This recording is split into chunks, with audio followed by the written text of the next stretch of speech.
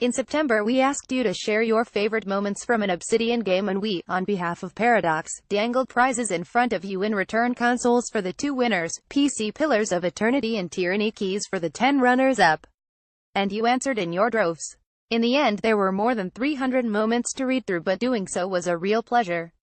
I really mean that. Nowhere have I ever read a more convincing argument for why Obsidian Entertainment is a treasure of a developer than in your collected moments. Stood next to each other, your moments show not only the variety of games Obsidian has made, but the breadth and depth of detail and freedom within them. They show Obsidian's desire to challenge preconceptions and play with formulas in order to surprise us, and they show how deep in our minds strong stories and characters can burrow. Without further ado, the winning entries follow. Apologies to Grand Prize winner Autistic Dragon, whose very long answer I sliced for brevity, and to the other entries I tidied too. The full accounts are archived in the comments section of the original Obsidian competition article. Congratulations those who won, and commiserations those who didn't. Many shoutouts to each of Fox, Adonitor, Isaac Lotman, Richard Davies, Ezekiel 79, 501 German Marks, Benjamin Marshall and Willouie. Winners, I will message and email you, but to everyone who took part, thank you.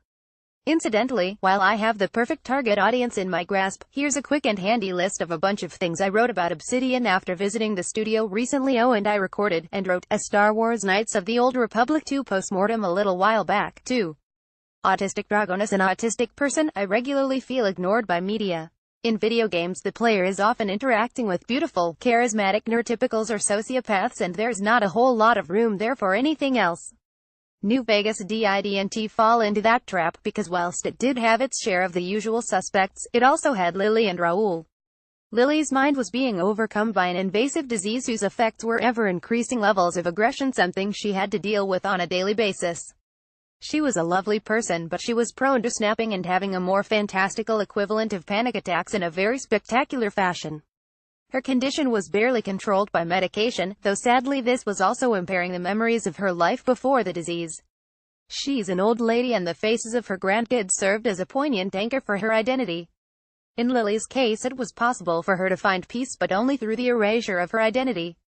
The question begs to be asked, isn't that death if you are no longer the person you were? If you have no recollection of that person, then hasn't that person effectively died? This made the quandary regarding her medication all the more overwrought, dramatic, and emotionally charged. Lily's condition and the cure thereof ask a question of the player that no one should really ever need to answer. What is the worth of identity, and is it worth more than happiness? Lily's story had no right answer.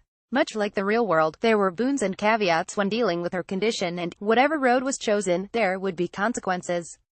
I still struggle with my final decision to this day. I perused all of the outcomes of her story and decided the best thing to do was to have her remain on half of her medication. It would slow the damage to her memories, though she'd still be confronted with the problems her seizures always represented. I picked a holding pattern out of hope. I'm not proud of that choice, really. It was simply the only choice I could make in good conscience. To my mind, it was simply the choice I would regret the least, which is the only way I could think about it. One could argue for years over what the right choice is, because there really was none. I made my choice out of a desire that one day, medical advancements would allow her to retain her memories and be cured of her seizures. This story was poignant to me as it pinged off of the struggles I endured as an autistic person. These days it feels like not a month goes by where someone isn't trying to cure autism in some horrific way that would literally strip the autistic person of their very identity. Lily's condition would have perhaps elicited a very different response in the minds of others. I can only imagine the more neurotypical, extroverted individuals playing New Vegas would have chosen to cure her sickness. Her identity would have been seen as an acceptable casualty. I don't agree. I can't. Without Raoul and Lily, New Vegas might not have struck nearly the chord it did. As it stands, it's a game I'll always remember for being brave enough to show people there's more than just a couple of different kinds of person out there, that humanity is incredibly diverse, and that diversity doesn't have to be seen as a pejorative factor. Adding on, my favorite moment was shooting Darcy in the bollocks in Alpha Protocol. To put the scene in context, I have a tendency with Western RPGs to always play the good guy. I select the appropriate, measured response in every conversation. I never kill NPCs or civilians. And I'm always lawful alignment. It's not that I've never been tempted to play a villain or a clown, but I can never bring myself to stick with it. I get too invested in my characters, and too invested in being good. Alpha Protocol went a long way to curing me of this tendency, or at least showed me the joys of role-playing an utter madman. For my version of Secret Agent Mike Thornton, Alpha Protocol's very malleable protagonist was quite possibly the most unstable individual to ever grace a video game. It all started innocently enough. During the game's initial training mission, you find yourself competing against Agent Darcy, an alpha male type with a chip on his shoulder and a grudge against your character. During his turn on the training course, you can either watch as he tries to beat your score, or you can obstruct him. I chose the latter course and shot him with a tranquilizer. This was funny enough in its way, but it was the reaction from another character, Thornton's handler Mina, that made me instantly fall in love with the game. Not only did Mina respond to the fact that I had shot Darcy, if I recall she encourages you to do it, but she also picked up on the fact that I had very deliberately shot him in the bollocks, and reacted accordingly, leading to a hilarious conversation at the end of the scene and, later in the game, an angry email from Darcy referencing the incident. Normally, after doing something like shooting a story character, I would have reloaded the game and replayed the scene properly, but the reaction from Mina was so funny and unexpected that it encouraged me to carry on with my playthrough in the same fashion. And so, for the rest of the game, rather than playing stealthily as I typically would have done, I would instead run headfirst into every encounter, and make a point of shooting everyone in the bollocks. My version of Agent Thornton made himself an asshole in other ways, too, choosing the most snarky and childish responses when in conversation, such that, by the close of the game, just about every NPC hated him, with the exception of Sai, an East German madwoman mercenary who would become my love interest after I alienated the straight-laced Mina. One transgression followed another until, towards the end of the campaign, I found myself charging through a Roman mansion Rambo style, blowing everything to bits whilst I hummed the Ride of the Valkyries on my command could approvingly every time I exploded an antique. Clearly something had changed. So yes, lots of moments, but all stemming from that little transgression at the start of the game, which would steer Agent Thornton onto a path of chaos and change the way I play choice-driven WRPGs. Why does VR give some people motion sickness, why it happens, and how to avoid it? Sungless_Barty decided to play Fallout New Vegas with a high luck character. I don't think I've ever been rewarded so much in sheer giddy joy rather than combat prowess for a character creation decision. I decided to name her Lucky 2, for maximum on-the-noseness. This provided great amusement when Doc Mitchell, after fixing up Lucky's slightly wonky Gamebryo face, said, "Her. Not the name I would have picked for you. I dunno, buddy, I think surviving a shot to the head is pretty damn lucky." Clearly the good Doc is a glass half-empty type. Lucky was a cowgirl gunslinger, naturally, wandering from town to town in search of caps and seeking revenge for the man responsible for her bullet-induced hangover. When she finally arrived at the Strip and cashed in on that revenge, how's your head feeling, Benny? She decided to reward herself with some RR at the casinos. I was delighted to discover that my high luck did, indeed, affect the gambling. Playing blackjack, Sammy almost always hit the magic 21, turning over a face card just when I needed one. Lucky made her fortune that way until every single casino kicked her out. I'm pretty sure that's why she left Reno before coming out to Vegas, pain of death for winning too much. My absolute favorite memory of that character, though, was when she was asked for a password. I hadn't spoken to anyone about it, hadn't discovered it written in an email or stashed in someone's pocket. I didn't know what it was, and Lucky certainly didn't know. But I was given a luck dialogue option. Lucky casually guesses ice cream. The guess was correct. It was beautiful. To this day I still like to bring that up as a point of amazing use of skills and stats in an RPG. Drinking with Skeleton. The best Obsidian moment for me takes place in Neverwinter Nights 2 Mask of the Betrayer, in the depths of the abyss between planes, gazing up at the titanic, malevolent skull of Merkel, dead god of death. The encounter with Merkel is just a conversation, one that takes about 20 minutes or so if you thoroughly explore its branches. There is token combat depending on how things go, but you're here to talk. By this point, the campaign has taken somewhere in the ballpark of 70 or 80 hours, assuming you began in the base NWN2 campaign, and it is only at this point that you understand the curse you are laboring under. In one long, slow chat, Merkel explains everything, the origin and purpose of his nightmarish curse and the Byzantine layers of schemes that have brought you to his bones. Everything falls into place, and you have no mysteries left to solve, just the chilling realization that you have been inexorably drawn to this moment. This is the moment the narrative hinges on, and you realize that the dozens of hours of adventuring that you've undertaken converge upon this moment, a kind of narrative black hole that draws in everything that came before and transforms your understanding. This is the essence of Obsidian's design, and you can find similar moments in many of their other games. But Merkel is still the best, a grand manipulator who has, without you even realizing it, warped the nature of your story. Even truly killing him does not end his curse, and there are grave challenges ahead even in that moment of revelation. It is moments like these that make Obsidian's games something special, and I look forward to more of them in the future. Liberator. There is a moment near the beginning of Star Wars Knights of the Old Republic 2 where you are walking through some streets and come across a refugee who needs help. He asks for credits and you have to decide as to whether you should give some or not. I was probably aiming to build a light side character. After he ran off, I was treated to a cutscene with Kreia, a member of your party who had been questioning my motives and actions, narrating what would later transpire. In my case, I saw a scene where the refugee I helped was attacked and robbed. This selfless act one had committed, or so I thought, caused more misery than the situation the refugee had been in before I intervened. Benevolence doesn't necessarily deliver positivity or good fortune. This was the lesson the game was trying to teach me. The moment in the streets had opened my mind to the possibility of unintended or unthinkable consequences. This left a profound impact on how I viewed subsequent scenarios, forcing me to think about what might happen as opposed to what I expected to happen. In many ways, this made storytelling in KOTOR 2 richer and more immersive, as I now needed to think about my decisions rather than going for the quick, easy, point-scoring for the lighter dark path. Furthermore, this scene also resonated with understanding how the real world operates. I don't wish to bring cynical rhetoric as to the merits of charity, but I think Obsidian Entertainment was trying to highlight the inherent complexities of such actions. That is why, ultimately, the game succeeds. It doesn't want you to feel good or bad for the consequences of the decisions you make. Heroes are defined by how they justify their decisions. If your reasoning stemmed from positive and optimistic inclinations, and yet the outcome was negative or disastrous, the player can feel confident because they know why they chose to do what they did. This is a fuzziness or grayness of decision-making. Intent is the heart of the matter, not the outcome, and that in itself makes for a far more fascinating journey and tale when Obsidian Entertainment delivered through one minor encounter in an alleyway filled with refugees. Charlie Harmon, I'm an old fart, so I've loved Obsidian since. Back in the Black Isle Studios days when Planescape Torment was so good it made me flunk out of college. There may have been other factors who can remember. Choosing a single in-game moment might not be impossible, but it would definitely drive me insane.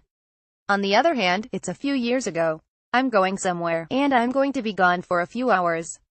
My wife isn't a gamer, except for her interactives Nancy Drew games, but it's such a big part of my life that even many years into our relationship I'm still intermittently trying to get her on board.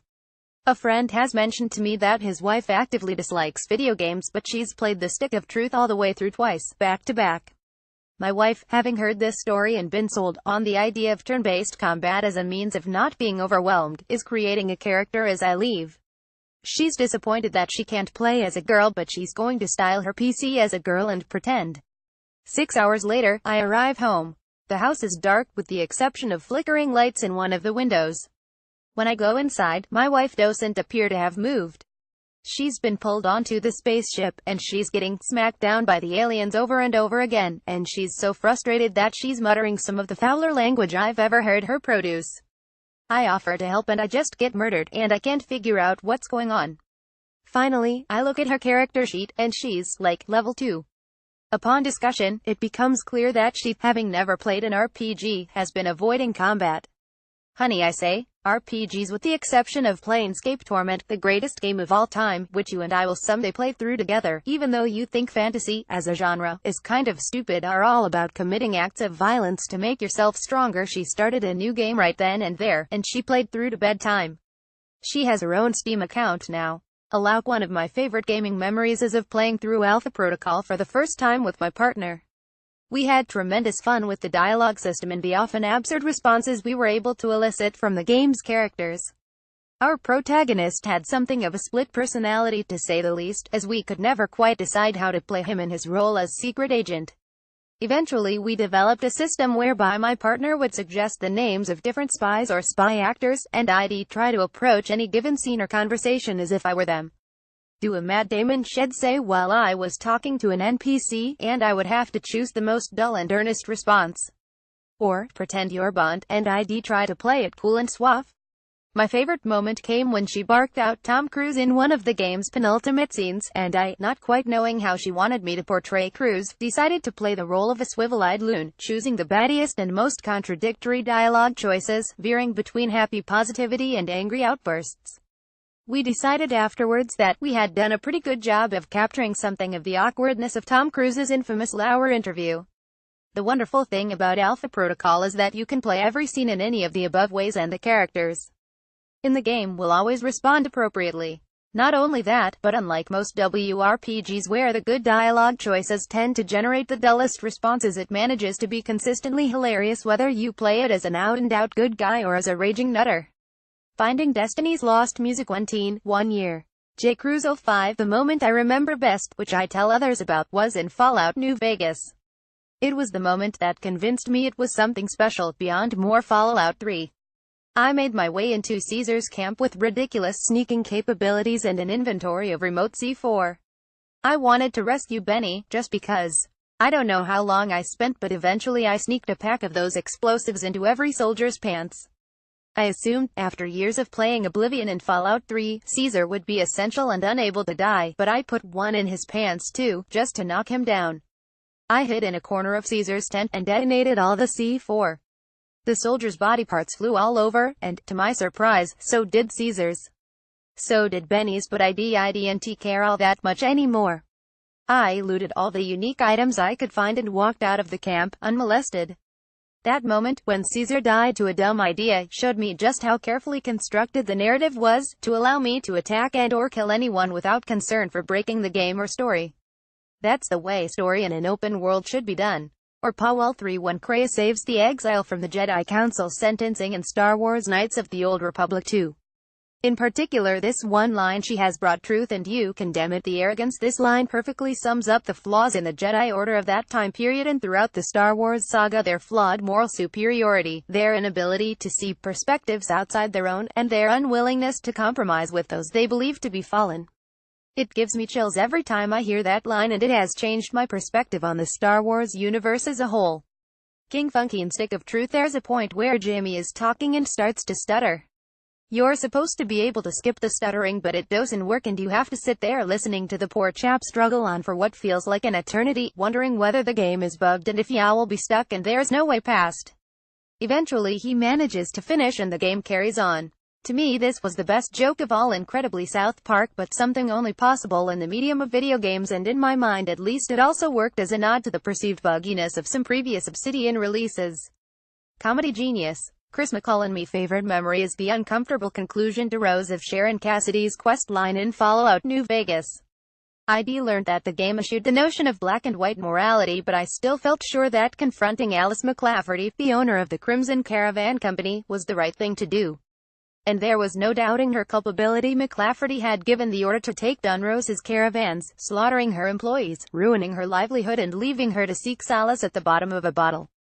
Confident I was in the right, Rose and I walked into McClafferty's office to confront her. As we presented her with incontrovertible evidence of her crimes, things went about as well as you might expect. The grizzled caravan boss drew on us and bullets started to fly, a situation that only escalated when, stepping over her corpse, we headed outside to find ourselves pinned down by heavy gunfire. We returned fire and more bodies hit the dirt, blood seeping into the irradiated Nevada sand. As we left Crimson Caravan, I tried not to look at the numerous corpses that littered the compound. It was impossible to believe that they'd all been party to their boss' actions. And yet, they were dead all the same. Had there been another way as heinous as McClafferty's crimes had been, it didn't feel like we were the good guys. I pushed the thought to the back of my mind and journeyed onwards. It wasn't until the battle for Hoover Dam was won, and the dust settled, the ramifications of my actions really came to light. As one of the game's ending slides grimly informed me, as the Crimson Caravan Company was no more, the wasteland's critical supply lines had been severed. This left many settlements with no way of obtaining the essentials they needed to survive in the inhospitable wasteland. And so, thanks to my misguided belief that vengeance was the best course of action, hundreds of people met an agonizing end. There was, it turns out, another way of handling the quest, but I was nevertheless left shaken. It made perfect sense that taking out the Crimson Caravan would leave people isolated. It just hadn't occurred to me. There have been other games that adopted a similarly gray approach to the concept of right and wrong, but I'll always remember Fallout New Vegas for being the first game to remind me the player isn't always right. Fatty Joker. I've had a lot of genuinely memorable moments with Alpha Protocol, ranging from utter brilliance, everything about its conversations, to irritating ridiculousness, laughable crouch-running animation included. But the one has very little to do with the game itself and more to do with me personally, as it usually goes. There's a little Easter egg on a boat level. The boat is named Victory when translated from Russian, but has a couple of letters missing, transforming the word into misfortune. It's a throwback to a series of Soviet books and cartoons about an adventurous yacht captain and his crew, a small, funny detail, and nothing more. And yet for me it became associated with the idea of the video game industry being a truly universal media, where a few people in California could produce something with an inconsequential detail that could only be read and recognized by someone familiar with the Russian language, or at least the Cyrillic alphabet in general, and a relatively obscure animation based on a pre-World War II children's novel. Like some 18-year-old kid from the Ukraine.